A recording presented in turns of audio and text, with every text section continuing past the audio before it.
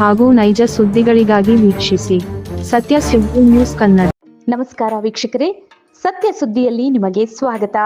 ಹೌದು ವೀಕ್ಷಕರೇ, ಹರಪನಹಳ್ಳಿ ತಾಲೂಕು ಉಚ್ಚಂಗಿದುರ್ಗ ಗ್ರಾಮ ಪಂಚಾಯಿತಿಯಲ್ಲಿ ಸಮೃದ್ಧಿ ಸಂಸ್ಥೆ ಆಯೋಜಿಸಿದ S Narayan health super speciality centre ಉಚಿತ ಹೃದಯ ತಪಾಸಣೆ ಶಿಬಿರ ಆಯೋಜಿಸಲಾಗಿತ್ತು.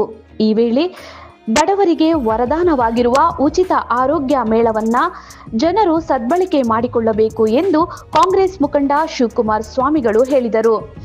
ಡಾಕ್ಟರ್ ರಾಕೇಶ್ ಮಾತನಾಡಿ, ಹೃದಯಾಘಾತ ಹೆಚ್ಚಿನ ಜನರಲ್ಲಿ ಕಂಡುಬರುತ್ತಿದೆ. ಎಲ್ಲಾ ಜನರು ಮುಂಜಾಗ್ರತಾ ಕ್ರಮವಾಗಿ ಆರೋಗ್ಯ ತಪಾಸಣೆ ಮಾಡಿಸಿಕೊಂಡು ಕಾಯಿಲೆ ಬರುವುದನ್ನು ತಡೆಯಲು ಸಹಕಾರಿಯಾಗುತ್ತದೆ ಎಂದರು. ಈ ಶಿಬಿರದಲ್ಲಿ 110ಕ್ಕೂ ಹೆಚ್ಚು ರೋಗಿಗಳು ತಪಾಸಣೆ ಮಾಡಿಸಿಕೊಂಡರು.